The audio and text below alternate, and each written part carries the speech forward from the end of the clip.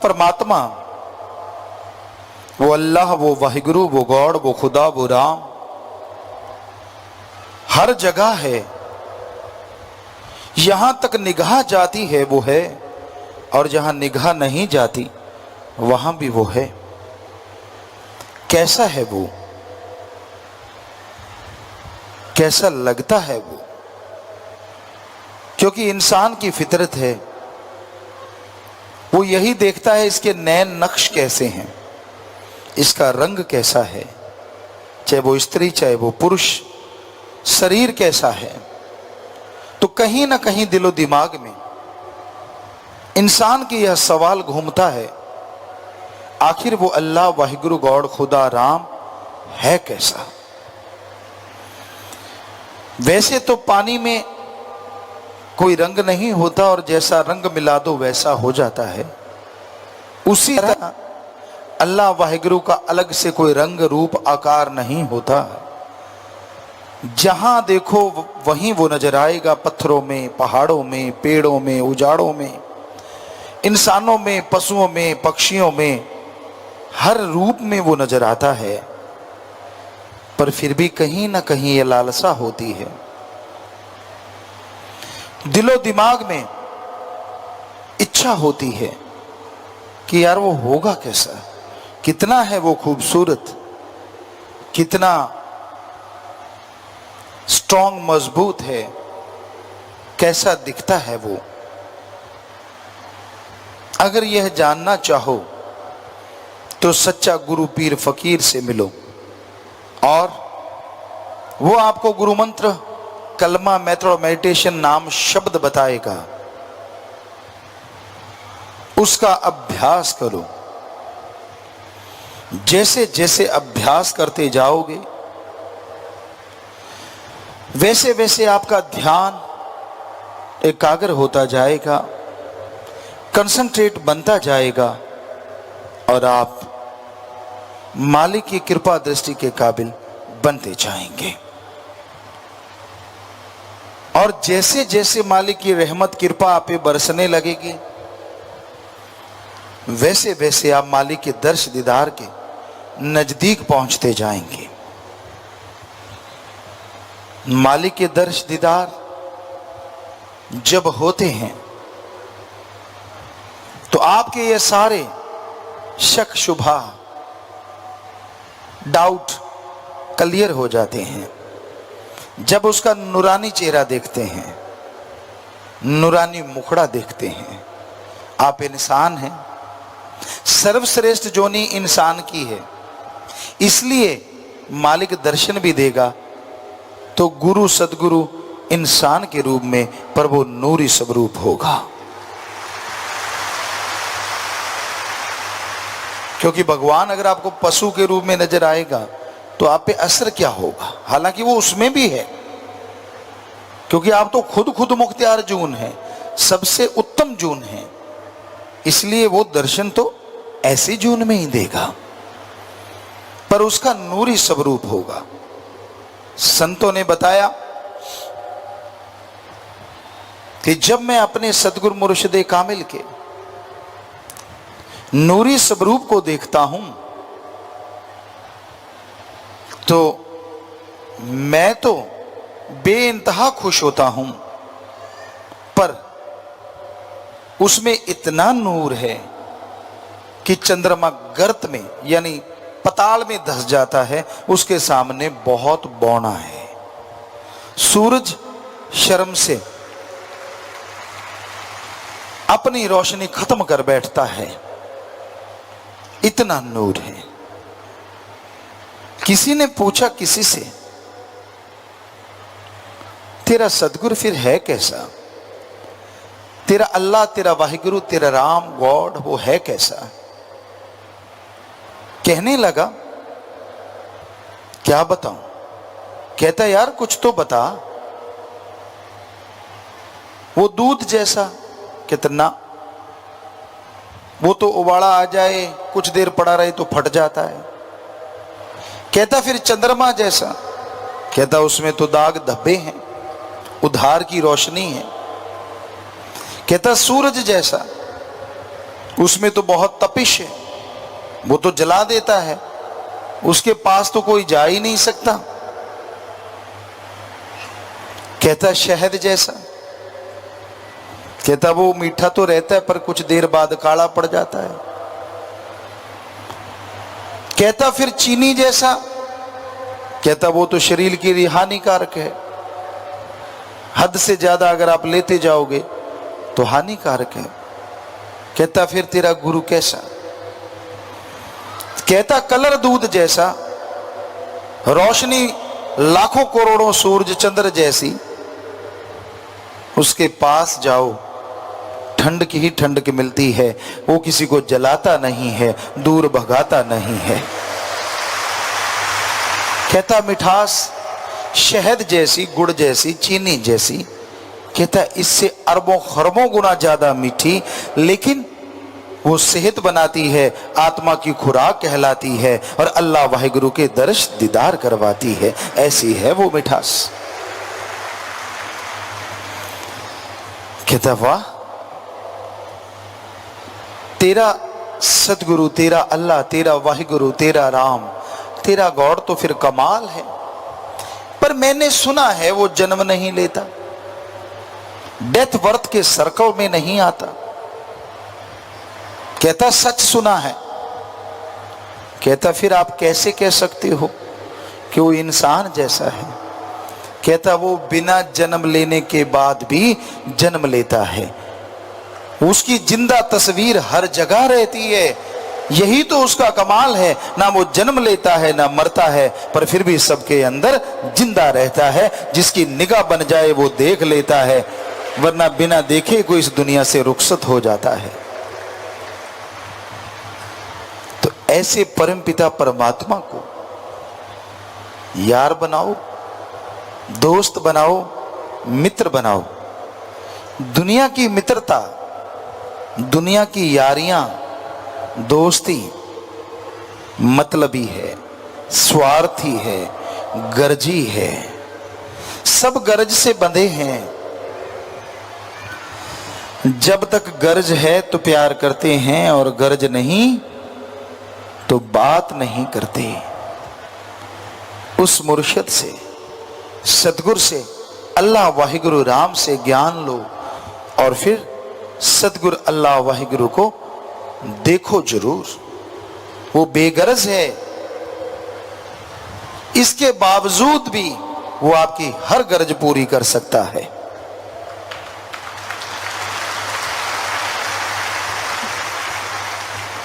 आप सारे समाज में रहते हैं,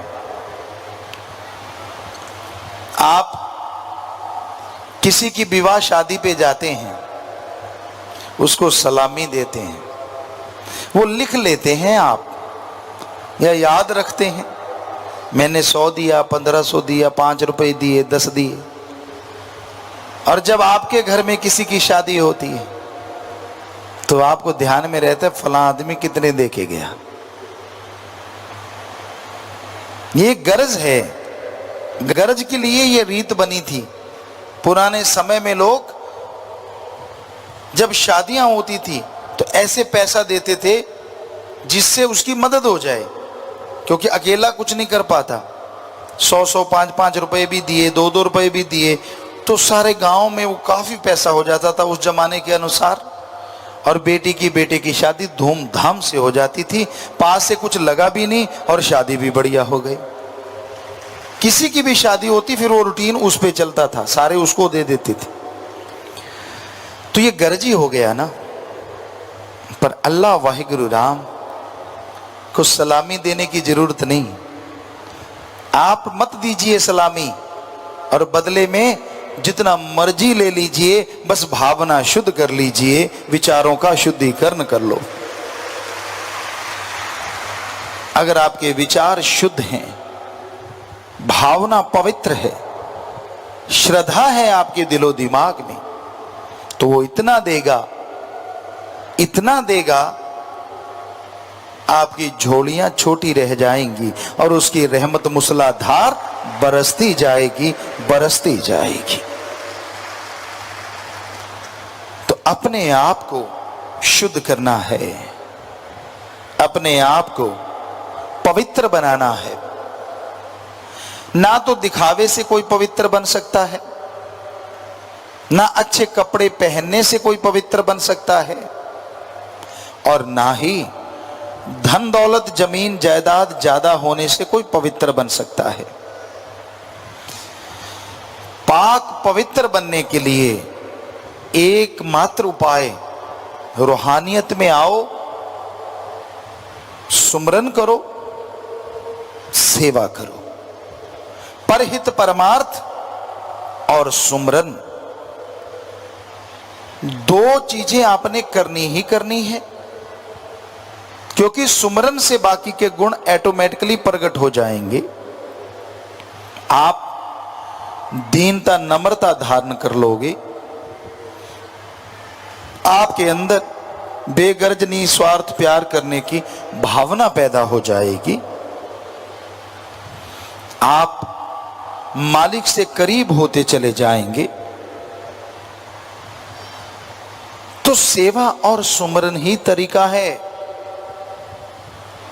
मैं सजूं रे सजूं, पिया लिए रोजाना, एक ही तरीका है सजने का। पता नहीं आप उसे कैसे लेते हैं, उस शब्द को, भजन को, सॉन्ग को, पर हमारा नजरिया ये, मैं सजूं रे सजूं, पिया लिए रोजाना, कि मैं रोजाना सुबह शाम उसके सुमरन करती हूं, मैं रोजाना सुबह शाम उसके लिए दुआ करती हूं, मैं रोजाना सारा दिन उसकी सेवा में लगे उसकी औलाद का भला करूं, इसी में सजती संवरती रहती हूं, क्योंकि इसी सजने संवरने से पिया जी मिल जाते हैं। पाउडर करी में लगाने से नहीं, उधर भी लगाया जा सकता है कि हाँ भाई मैं सजूं, मैं तो पाउडर लगाऊं, मैं क्रीम लगाऊं, पता नहीं क्या क्या लगाऊं, लगाता रहे, आदमी जरूर खुश होगा, पर खसम अल्लाह वाहिगुरु राम खुश नहीं होता। हम ये नहीं कहते कि पाउडर शाउडर ना लगाओ, जितना मर्जी लगाओ भाई, कोई रोक टोक नहीं, पर अगर उस भजन का आप हमसे पूछो कि पिताजी उसका क्या मतलब है, मैं सजूं रे सजूं, पिया लिए रोजाना, तो उसका एक ही मतलब है कि आप सुमरन के द्वारा, सेवा के द्वारा, परहित परमार्थ के द्वारा रोजाना सजो।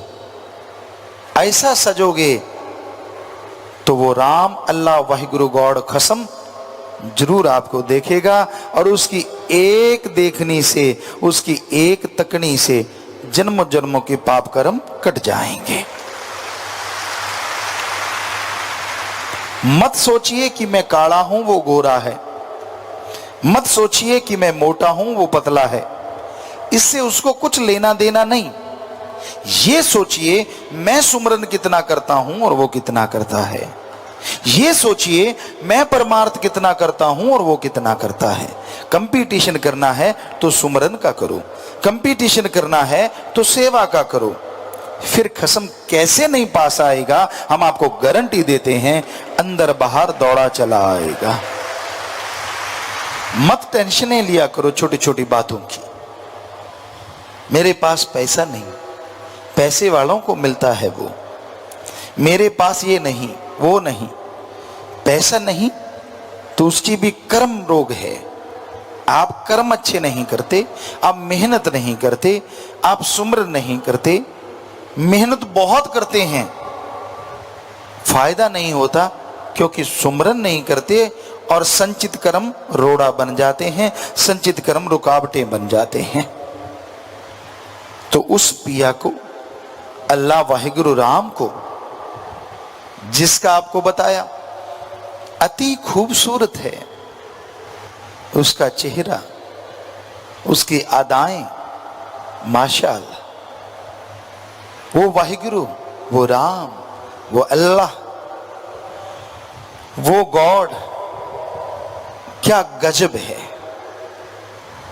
उसके नूरी स्वरूप को अगर आप देख लो तो जीवन सफल हो जाए। उसका नूरी स्वरूप अगर दिख जाए तो मन माया की दाढ़ हमेशा गलनी बंद हो जाए। उसका नूरी स्वरूप दिख जाए, काम वासना क्रोध लोभ मोह अहंकार हमेशा के लिए मिट जाए, उसका नूरी स्वरूप दिख जाए, थोड़ी मेहनत और फल अरबों गुना आ जाए।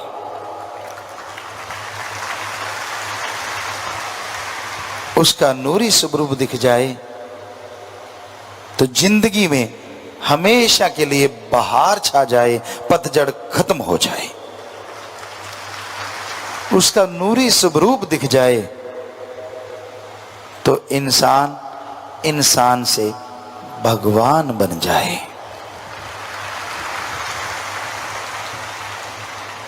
क्योंकि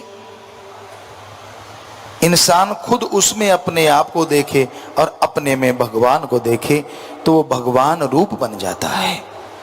फिर समाधि लगाने की जरूरत ना पड़े, सुमरन करना ही ना पड़े, सेवा करनी ही ना पड़े, अपने आप सुमरन चलता रहता है, अपने आप सेवा होती रहती है, पता ही नहीं चलता कि क्या हो रहा है, अगर उसका नूरी स्वरूप दिख जाए। आप मीठे के आशिक हैं, नमकीन के आशिक हैं, कड़वी चीज के आशिक हैं, इंद्रियों के भोग विलास के आशिक हैं, अरे उसका नूरी स्वरूप मिल जाए तो ये जो आप मीठा नमकीन कड़वा या इंद्रियों के भोग विलास का स्वाद लेते हैं, ये तो क्षणिक है, 5 मिनट 10 मिनट आधा घंटा घंटा, और बाद में मुंह बकबकवा और शरीर चूरो चूर।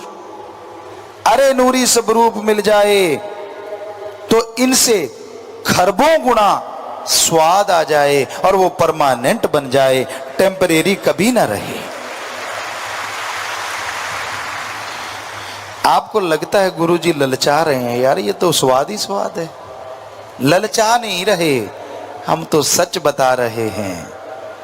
आपको क्या समझ आ रहा है वो तो राम जाने, पर हम तो सच बता रहे हैं, और इसलिए बता रहे हैं कि हम वो लज्जतें लूट रहे हैं, आप खाली क्यों हैं? हम भी तो इंसान हैं और आप भी इंसान हैं। हमें सतगुरु मुर्शिद ने नवाजा, रहमो करम किया, तो आपको भी तो सतगुरु मुर्शिद ने नवाजा, रहमो करम किया। क्यों नहीं अमल करते? क्यों नहीं जीवन अल्लाह वाहिगुरु की याद में लगाते? क्यों नहीं परहित परमार्थ करते? जीवन यूं ही गुजर रहा है, सेकंड गया, मिनट गया, घंटा गया, दिन गया, महीना गया, साल गया, पता नहीं खा पी के कितना माल गया। समझ गए आप? खा लिया और फिर गया, खा लिया और फिर गया, पल्ले क्या रह गया है? कुछ। उसकी निंदा कर ली, उसकी चुगली कर ली। भाई बहनों में आजकल चल रहा है, बैठ गए, सुना वो कैसा, फला ऐसा, ये बुरा वो बुरा। क्या पानी में मधानी से कभी मक्खन आया? आया तो दिखाओ किसके पास है। जितनी चुगली करते हो, जितनी निंदा करते हो, एक दूसरे को गाली गलौज करते हो, एक दूसरे को बुरा बोलते हो, क्या कोई पदवी मिली, कोई ग्रेड मिली, अपग्रेड हुए आप? कोई तगमा मिला, कोई मेडल मिला, कोई नोबेल पुरस्कार मिला आपको कि भाई इसने इतनी निंदा की है, बेचारे ने जोर लगा लगा के, इसको कोई तो मेडल मिलना चाहिए। वैसे निंदा चुगली का अगर मेडल मिलने लगे ना, मोस्टली सबके गले में मेडल हो। सच्ची बात है। थोड़े ही बचे हैं मालिक के प्यारे जो मालिक से इश्क करते हैं, वरना चुगली निंदा के बिना कईयों की तो रोटी हजम नहीं होती और कईयों को टॉयलेट नहीं आती। जब तक वो एक दूसरे की 2-4 गा ना लें, उनको होता है यार पेट में अफारा आ गया, चल फला आदमी के पास जाते हैं, जाके कौन सा उसने तेरे को चूर्ण दे देना है, चुगली करनी है, फलाना ऐसा है, दिनकड़ ऐसा है। ओहो, किस लिए जिंदगी मिली और क्यों बर्बाद कर दी? क्यों बर्बाद करने पे तुले हो? जिनकी शादी नहीं हुई, शादी वालों की बातें सुन सुन के सपन लोग में उड़ते हैं, और जिनकी शादी हो गई वो दलदल से निकलने की जुगती सोचते हैं। हकीकत है, पूछ लो चाहे सबसे। काश शादी ना होती आजाद होते, ना बच्चों का फिक्र ना घर का फिक्र, राम राम गाते, अल्लाह वाहिगुरु को मनाते और खुशियों से सारा दिन रात गुजारा करते। पर जिनकी नहीं हुई उनको कीड़ा काटता है अंदर। ओहो, ये तो मजे ले रहे हैं, ये तो सुंदर कपड़े पहनते, मुंह से रंग के आते हैं। मैं भी रंगता, साल 2 साल रंग लेता, बच्चे हो जाते, आंखों की गिद्द तक नहीं उतरनी थी, रंगना तो दूर की बात। गृहस्थी वो ही अच्छे हैं जो अल्लाह वाहिगुरु को याद करते हैं, जिनके घर में प्यार मोहब्बत है, जो अच्छे संस्कार अपने बच्चों को देते हैं। और तपस्वी वही अच्छे हैं, त्यागी वही अच्छे हैं जो सतगुरु पे दृढ़ यकीन रखते हैं, भगवान की भी परवाह नहीं करते और सेवा सुमन में ध्यान लगाते हैं। अपनी जिंदगी का मकसद जो आपने बनाया है उसको सुबह सुबह सुमरन के साथ याद किया करो। गृहस्थी लोग याद किया करो कि हे परमपिता परमात्मा, हमने तेरा नाम जपना है, तेरे से दया में रहमत लेके खुशियों के खजानों को लूटना है, अपनी औलाद को अच्छे संस्कार देने हैं, अपनी औलाद को आपसे जोड़ना है और अपनी औलाद के लिए हक हलाल का अमृत आबो हयात इकट्ठा करना है। ठगी बेईमानी भ्रष्टाचार का जहर नहीं पिलाना है, चाहे कुछ भी हो जाए। सबसे प्यार से बोलना है, सबसे बेगर्ज मोहब्बत करना है। ऐसे ही तपस्वी जिन्हें कहा जाता है, त्यागी, उनको चाहिए सुबह याद करें, सतगुरु अल्लाह वाहिगुरु, तेरे लिए जिंदगी तूने कुर्बान करवाई है, मेरे में ऐसा कुछ नहीं कि मैं कुर्बान कर दूं, तेरी रहमत बरसी की कुर्बानी हम पे रंग लाई है, मेरा मुझ में कुछ नहीं, जो कुछ है सो तेरा, तेरा तुझको सौंपते क्या लागे है मेरा।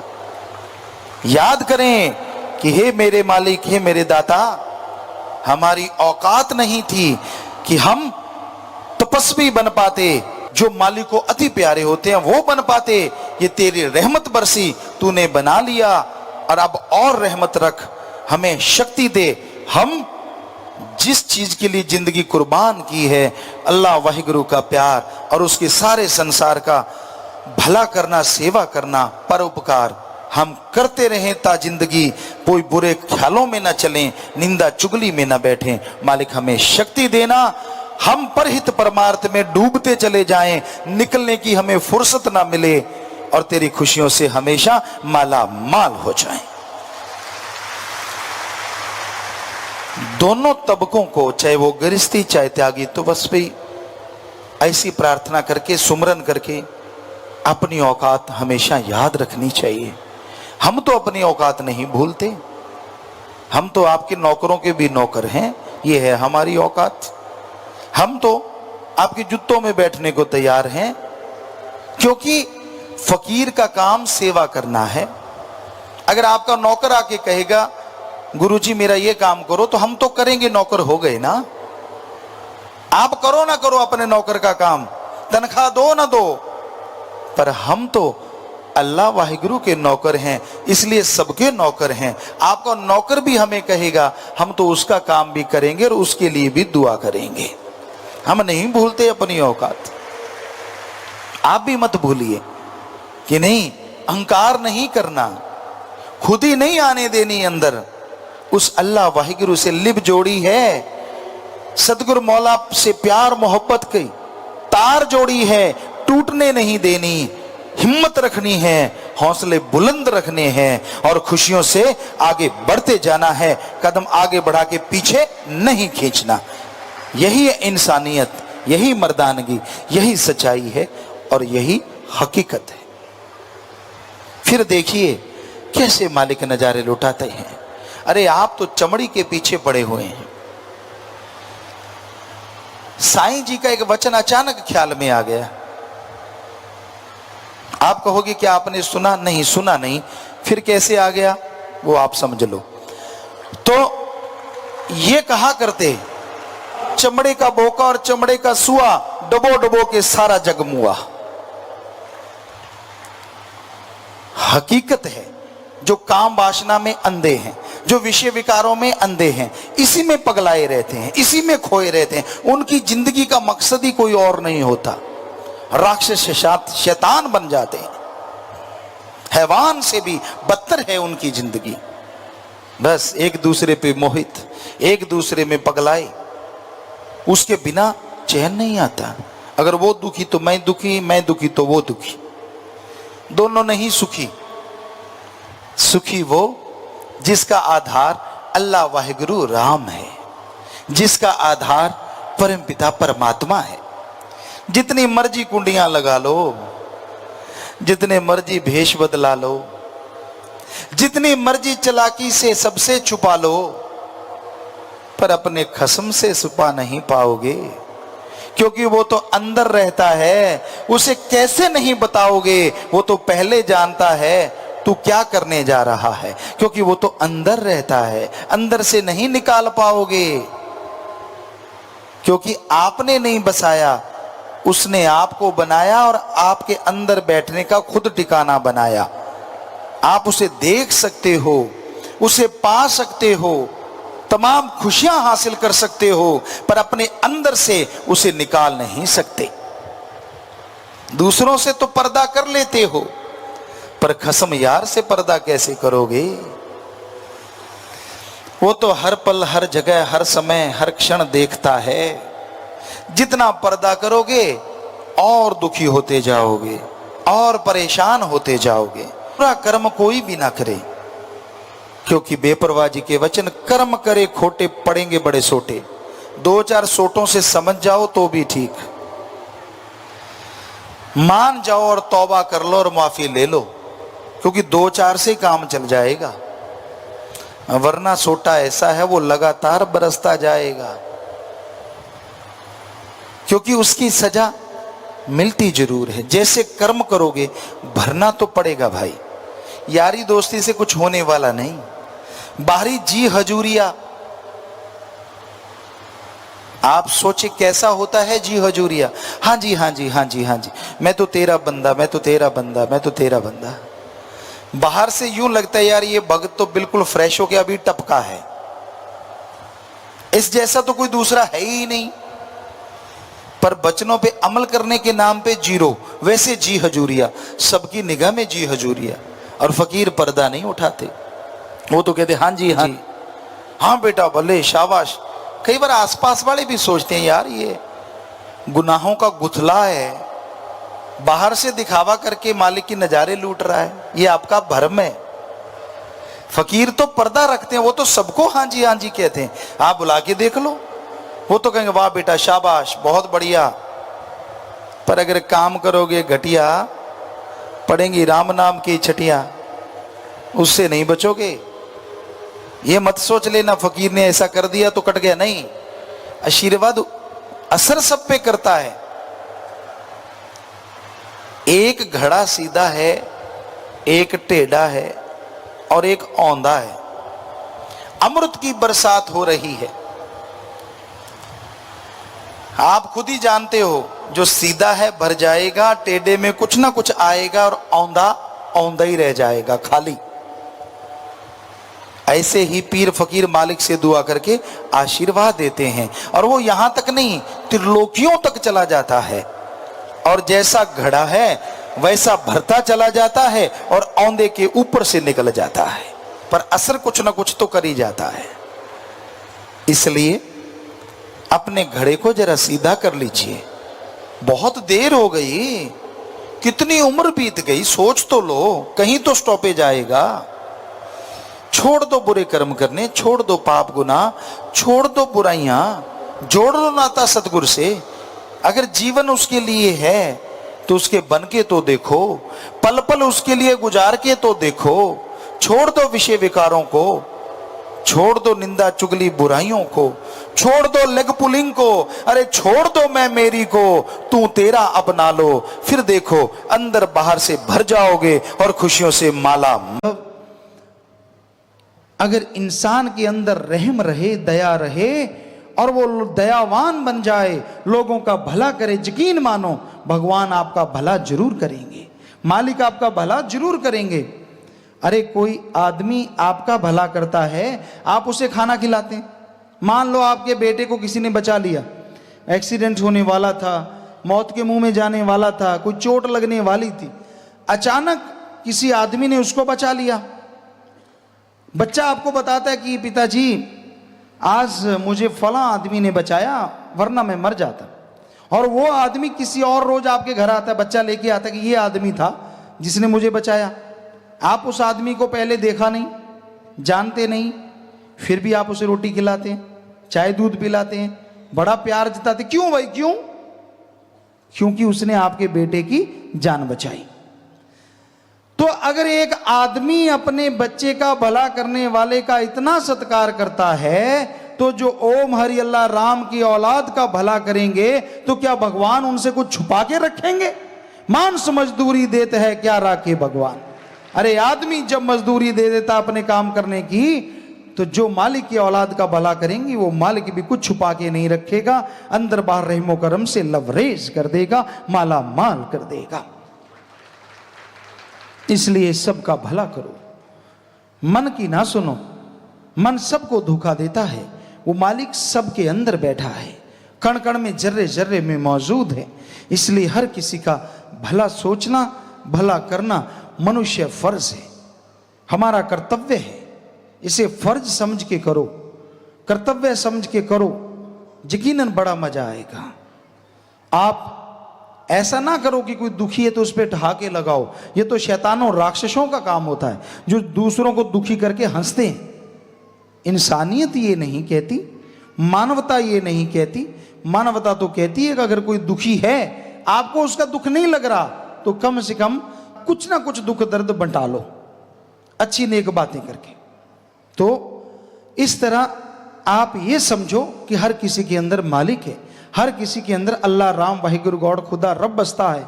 किसी को तकलीफ नहीं देना, किसी को तंग नहीं करना, किसी को सताना नहीं, और किसी से ईर्ष्या नफरत नहीं करनी। क्योंकि ईर्ष्या नफरत बड़ी बीमारी है, बहुत बुरी बीमारी, जो आदमी को जलाती रहती है। आदमी खाली हो जाता है खुशियों से, और जिसके लिए ईर्ष्या करता उसको और खुशियां मिलती चली जाती हैं। इसलिए दीनता नम्रता धारण करो, मालिक का सुमरन करो, भक्ति करो। चलते बैठ के काम धंधे तो बिगड़ते काम संवर जाएंगे, मालिक से प्यार बढ़ जाएगा और उसके खुशियों के हकदार एक दिन आप जरूर बन जाएंगे।